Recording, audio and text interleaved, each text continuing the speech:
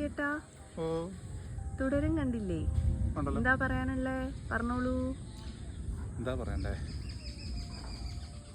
Come back of a king എന്നൊക്കെ പറയത്തില്ലേ, അതുപോലെ എക്സ്പീരിയൻസ്. പടം നോർമൽ മൂവിയാണ്, ഒരു സാധാരണ സിനിമ. നമ്മൾക്ക് കണ്ടിട്ടുള്ള ഒരു റിവെഞ്ച് മൂവി പോലെ തന്നെ തോന്നി. പക്ഷേ അതിൽ അതിൻ്റെ പ്രത്യേകത നമ്മുടെ ലാലേട്ടൻ്റെ പെർഫോമൻസാണ്.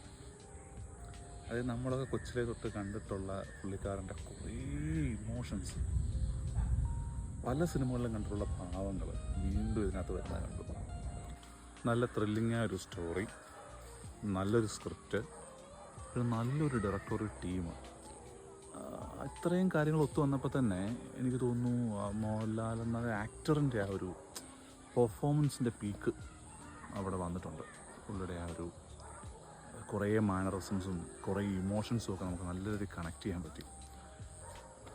ശരിക്കും മോഹൻലാൽ എന്ന് പറഞ്ഞാൽ ആഫ്റ്റർ ഒടിയൻ ബിഫോർ ഒടിയൻ എന്നൊരു ഇയർ അദ്ദേഹത്തിനുണ്ട്. നമ്മൾ എത്രത്തോളം ഇല്ലെന്ന് പറഞ്ഞാൽ അതുണ്ട്. പിന്നെ ഇതിൽ ആ കാസ്റ്റിംഗ് ടീം പറഞ്ഞേ പറ്റത്തുള്ളൂ. എല്ലാ കാസ്റ്റിംഗെല്ലാം പക്ക കാസ്റ്റിംഗ് ആണ്. പ്രത്യേകിച്ച് ആ വില്ലൻ ജോർജ് സാറിൻ്റെ ക്യാരക്ടർ, പ്രകാശ് വർമ്മയുടെ ആ ക്യാരക്ടർ വളരെ അദ്ദേഹം നല്ല രീതിയിൽ അത് പോർട്രേ ചെയ്തിട്ടുണ്ട്. അതായത് കാസ്റ്റ് ചെയ്ത ഒരാൾക്ക് ബിഗ് സല്യൂട്ട്. ശരിക്കും മോഹൻലാലിൻ്റെ ഈ നായകൻ തുല്യനായി വരുന്ന വില്ലൻ തന്നെ ആയിട്ടുള്ളൊരു ക്യാരക്ടറാണ്. ഇതൊക്കെ അദ്ദേഹത്തിൻ്റെ ഒരു ഫസ്റ്റ് മൂവിയാണെന്ന് ഒരിക്കലും പറയില്ല. നല്ല പെർഫോമൻസ് ആയിരുന്നു. പിന്നെ വേറൊരു കാര്യം, എന്നെപ്പോലുള്ള ലാലേട്ടൻ ഫാൻസ്, പ്രത്യേകിച്ച് 90s കിഡ്സിനൊക്കെ നമ്മൾ കണ്ടിട്ടുള്ള ലാലേട്ടനെ, അദ്ദേഹത്തിൻ്റെ ഇമോഷൻസിനെ വീണ്ടും ഒന്ന് തിയേറ്റർ എക്സ്പീരിയൻസ് ചെയ്യാനുള്ളൊരു ചാൻസാണ് തുടരും. ശരിക്കും ഞാൻ ഇമോഷണലായി. അദ്ദേഹത്തിൻ്റെ പെർഫോമൻസ് എനിക്ക് അത്രത്തോളം കൺവിൻസ്ഡായിട്ട് എനിക്ക് തോന്നി. ഒരു തിയേറ്റർ വാച്ചിനുള്ളൊരു വകുപ്പുണ്ട് തുടരും.